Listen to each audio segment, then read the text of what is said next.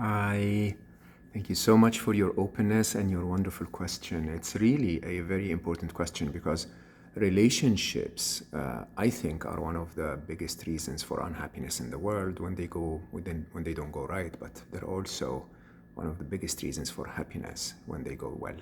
And so I find that when we constantly end up with someone or repeatedly end up with someone that is not what we tell ourselves that we want in our life, it's because of one of four reasons. The first reason is you don't know what you're looking for, right? So if you don't know what you're looking for, everything that comes your way seems to be reasonable enough, and so you accept and you go into that attempt of trial, and then eventually you discover that this is not what you're looking for, and because our life is limited, and those cycles of dating, they last a few months or maybe a few weeks or sometimes a few years.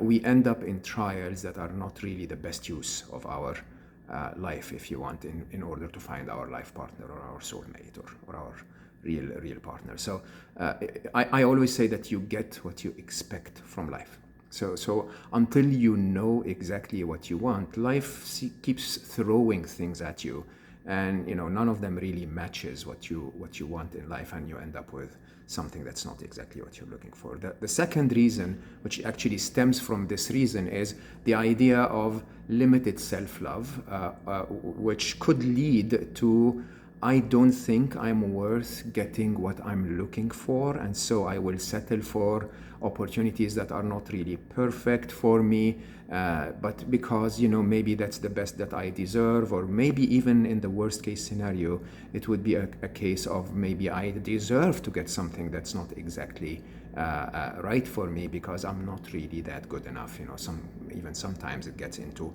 a form of punishment. I'm not saying that this is your case, but sometimes we go as far as that.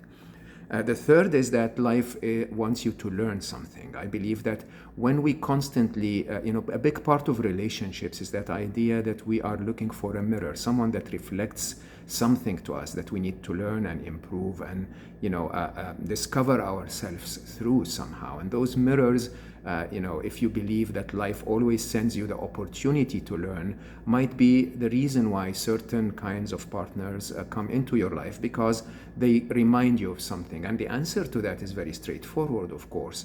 If there is something to learn, then we might as well focus, understand what that is, and then learn from it and move on. And then I think the final reason, which probably I think would relate more to your question, is we, by ending up in a relationship that's not exactly what we're looking for, it's actually a very interesting way of almost always keeping the escape door open. It's basically to tell ourselves, if I for example have a relationship with someone that is in a different geography, on a long distance relationship, then I can always tell myself, if I want to escape, that, hey, by the way, it's not perfect because it was never really perfect to start with.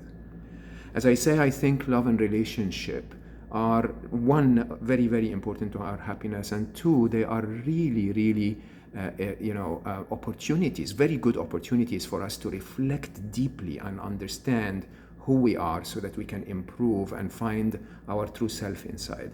And my biggest recommendation, to be honest, is that you start in that order. You start first by working through the idea of what do I want in my partner, then go into all of the questions around self-love that basically get you to the point where you say, I'm absolutely worth getting what I want in my partner, and I will not settle for anything less than what I want in my partner.